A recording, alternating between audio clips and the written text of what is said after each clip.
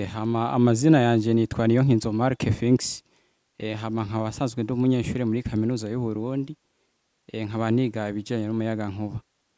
Hama bivanye naho nagiye ntembera, vyarashitse mu kwezi kwa kabiri ndagenda mu Ngagara. Niho nashika aho hantu, inzu yari yahiye irahera yose. Rero nico gihe twaragerageje kuganira na bamwe mu bafundi b'ibijanye n'umuyagankuba baje kuraba ibintu ingene woshobora gufasha. Niho rero bambwiye ati twarabuze ingene uburyo na bumwe twoshobora gucamwo umuyagankuba. Rero nanje maze kwiyumvira kuri ico kibazo, naciye ngenda ndiyumvira, ndategura neza ingene noshobora gukora apareye twoshobora gukoresha telefone kugira dushobore guca umuyagankuba tubonye habaye nk'ikibazo. Rero ico kibazo naragiye ndagerageza ndakora buke gushika naho iyo apareye ndayitora. Rero ihangiro nyamukuru nari nipfuza gushikako kwari ugukinga impanuka zijanye n'ivy'umuyagankuba dukoresheje telefone ngendanwa. Murakoze. Ava toute chose, nashaka ubwa mbere banze shimire abantu bateguye rino competition.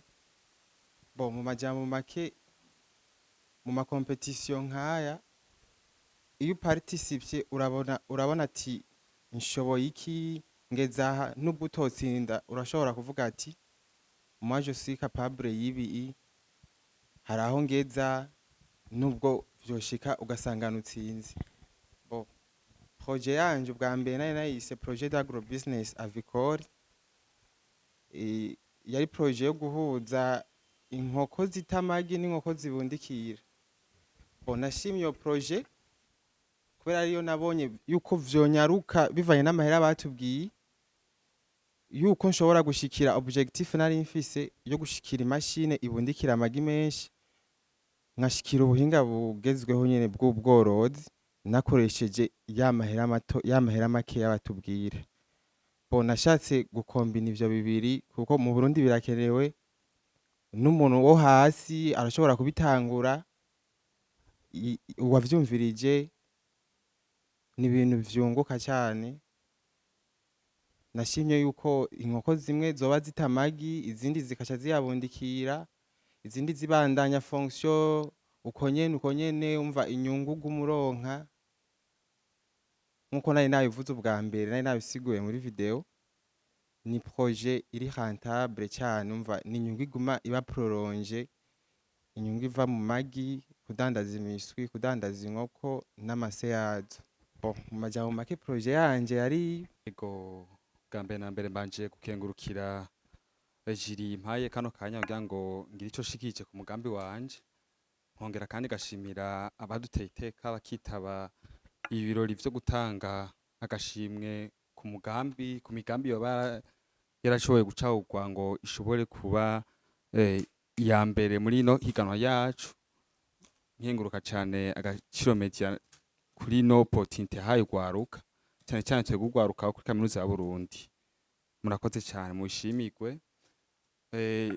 Ngerageje gusigura umugambi wanje mu mwanya muto cyane uko niko haduhaye. Je n'umugambi nari nise ihora imbere Language Science Center. Ni umugambi warushimikiye cyane kutwigisha ibijyanye n'indimi, centre de formation en anglais, en français, oratoire de développement personnel. Umugambi niyumviriye gushaka kuresolva problematique nari nabonye cyane muri kaminuza ya Burundi ku kijanye n'ikibazo abanyeshuri bakunda kugira iyo bariko bari exprima imbere nk'umujyana n'ama expose benshi barabizi. Ndavuga yuko jewe kubera numva ndi passionné beaucoup, mfise idée yuko inefa noronka uburyo noshobora gucreate centre.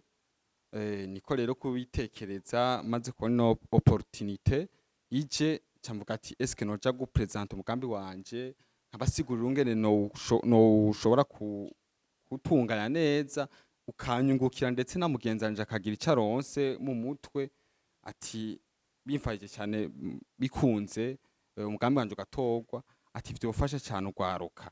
Niko rero kuba convaincu ndagenda ndawubashikiriza mu bisanzwe n'umugambi nshimikira cyane gufasha urwaruka mu kubigisha ikijyanye n'indimi nka créa centre hanyuma haraba ngene umugambi ugira ico uterereye mu iterambere ry'urwaruka ndetse nanje ukagira ico nzaniye mu bijyanye n'uburyo kugira nanje nshobore kubaho ukuguru kume kuri mu vyigwa ukundi nako kuri muri business.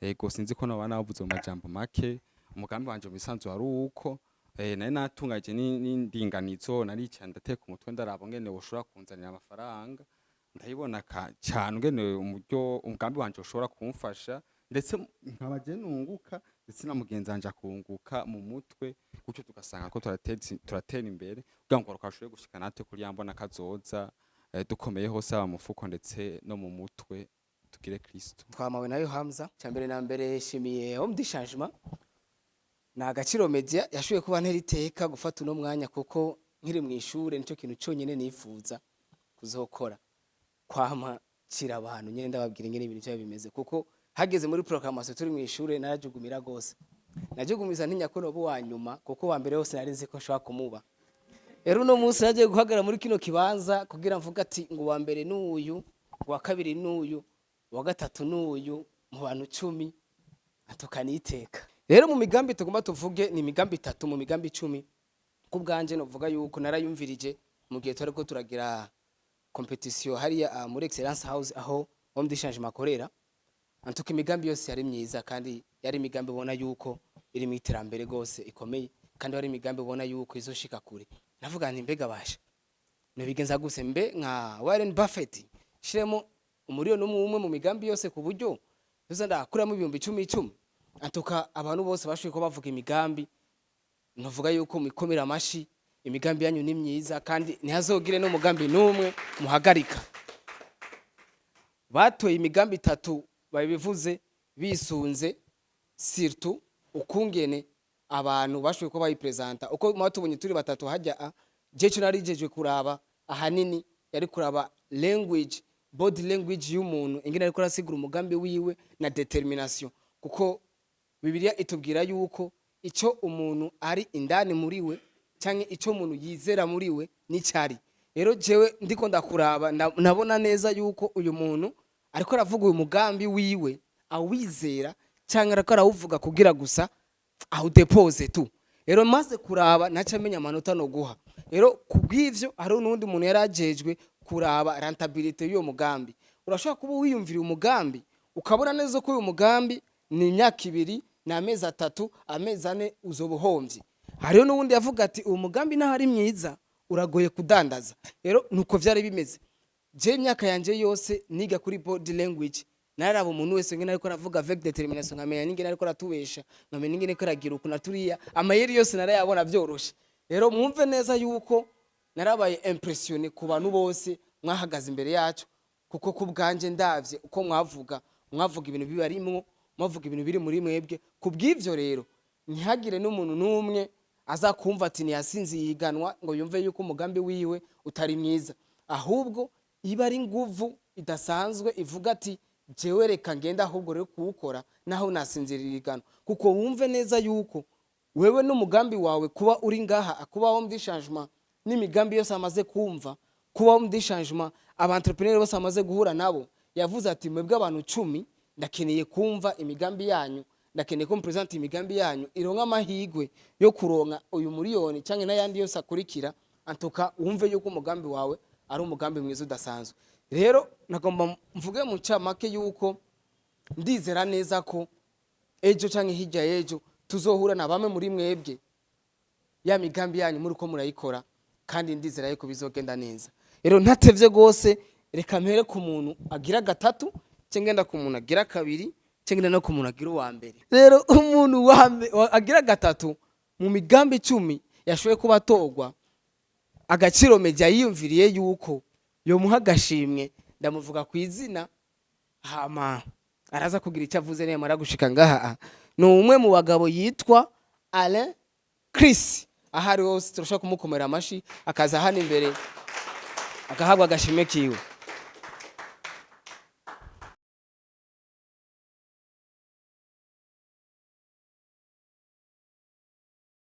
Uyo rero umugambi wiwe ngo ari umugambi wa language center afise objectif yo kwigisha abantu ururimi nkuko mwavyumvise mutama hajya ashoboye kuba tubwira yuko ahejeje kwiga ivyo yiga vya technique yabonye yuko kugira ururimi ari kimwe mu kintu kiri très important cyane cyane ku barundi meme no muri Afrika umuntu umaze kukimenya ushobora kuduga cyane murabibona nizi intelligence artificielle ziriko ziraza utazi ururimi hari ukuntu udakorana nayo neza rero kubw'ivyo agaciro media yabonye yuko uno mugambi no mu mugambi wo gushiramo inguvu umutera intege wotuma ico gisata ciwe gishobora gutera imbere sinzi ko bafise ijambo ashikiriza hama dushoboye guhamagara wa kabiri ego vrema ku bwanje numva ari ivyishimo mfise vyinshi cyane ubwa mbere n'ukuri ndakengurukiye cyane famille umuryango agaciro media kuko ubu si abantu baduha potite twabaye umuryango kuri aka kaganuke bampaye kankenguka cyane kubona biyumviriye ururimi ko ruja imbere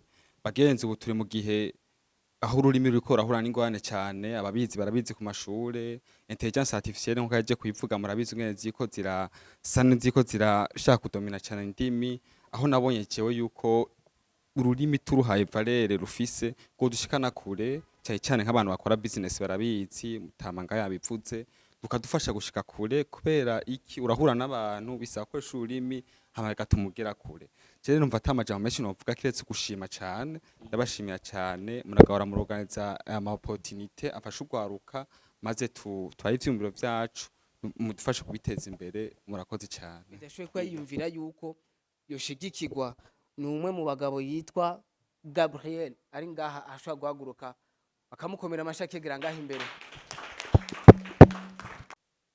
irashobora kubije gushigikira bamwe abandi kabije no kubafasha uhereye hasi ikindi naco kubona babicisha ku marezo sosiyo birafasha nuba haro n'umuntu abafise uwo mutaho ugasanga na migambi afise arashobora kuraba akavuga ati reka ngerageze bino bintu ese ndabi rero kubona agaciro media yari yumviye kavuga ati reka dutegure rino higanwa y'imigambi kandi ikaba yaravuze yuko bizokwamaho buri mwaka kandi ubu ikaba yavuze yuko atari maka abanyeshuri biga muri kaminuza turayishimiye cyane kuri ico kintu yiyumviye kandi nkabandangije nanje ndayishimira ukuntu yanyizeye ku mugambi wanje sinigeze mbu wa mbere cyangwa mbu wa kabiri uravye n'umugambi ufise kazoza gakomeye n'umugambi ndiko ndaraba abarundi tonanirwa kuwukoresha mugabo ku muzungu n'umugambi ashobora gutahura cyane mugabo reka nze kuwuvuga ko neza umunsi wa mbere ndawubonye umuntu ngene yinjiye ku bwanje naramaze kumuha kwanza amanota make muri body language mugabo ahantu yanyishe ni muri action kuko yaravuze ibintu yarakoze ibintu niyavuze jenca ndashona ndihorera avuga ati hanaho competition y'ikihera uwa mbere je namumenye candasohoka mugabo urumva ntuka ndavye ku kintu yerekanye ku bikorwa yerekanye nta muntu yari kubura kumushigikira uyu nawe ni Mark arashobora guhaguruka tukamukomera amashi menshi cyane Mark yarakoze igikorwa kidasanzwe no ku mugambi mwiza yatanze